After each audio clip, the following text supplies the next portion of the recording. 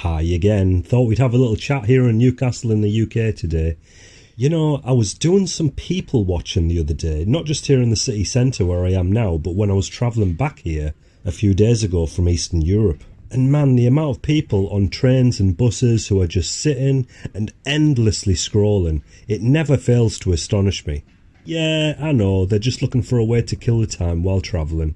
And that's the thing, isn't it? Like, think about it, mate. We all have this limited amount of time to be alive and experience life. That means that our time and attention is more precious than anything else. When you no longer have time, you're dead. And yet here are people actively looking to waste their precious time. I mean, part of it's escapism, isn't it? I get that. Most people don't want to be alone with their thoughts, so they're just doing what they can to try and occupy their mind. And, you know, to be fair, if they're sat on a train or a bus, then perhaps there isn't anything more productive that they could be doing. But it's not just the people travelling, is it? It's most people most of the time. They're throwing away their time like it's just rubbish for the garbage pile. They're not appreciating it.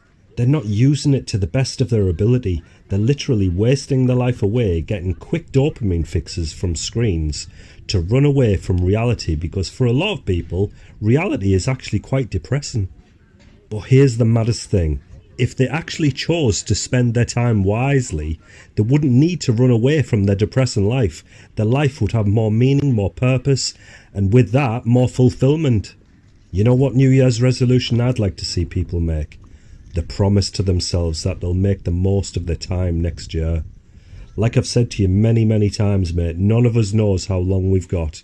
To frivolously throw away that precious time, it's like getting a ticket to the world's greatest fairground and then choosing to sit on your phone instead. We all have this magical opportunity to experience all this planet has to offer, and yet so many people choose to thrill themselves with depressing news stories or the latest irrelevant pop gossip. Yet if they use the time to improve their lives rather than escape from it, imagine what kind of a life that they could cultivate. And I'm not talking about money or status, forget that stuff. That's like chasing a bus that goes nowhere meaningful. All these people running around, working themselves into the ground, trying to amass money, as if that's going to solve all their problems. Look, here's the thing. You could be a billionaire, but if you're not present, if you're not engaging with the people around you, if you're not using your time and attention to nourish your soul, what's the point? You're just a rich person who's missed the whole point of living. What I'd suggest is moving your attention away from the hustle culture, away from the gossip, away from the mainstream news. Think of your time and attention as a resource, and depending where you apply those resources will depend what you get back in return. A bit like an investment where if you put your time and attention into the right investment, you get an amazing return. Like great memories and healthy feel-good emotions, as opposed to when you invest your time and attention into things like mainstream news, TikTok and gossip. What's the return there? You might get that initial dirty high from looking at something dramatic, but afterwards you're just left feeling dull and empty inside. I mean, let's be honest. Think about the people you admire and look up to in life. Do you really think they sit around frittering away their time scrolling? Of course not.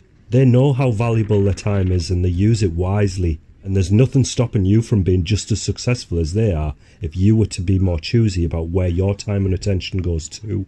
Every single day is a blank canvas, mate, but too many of us are letting life paint it for us with distractions and noise. The more you reclaim that, the more control you have. And trust me, there's nothing more powerful than someone who knows what they care about and focuses all their energy there.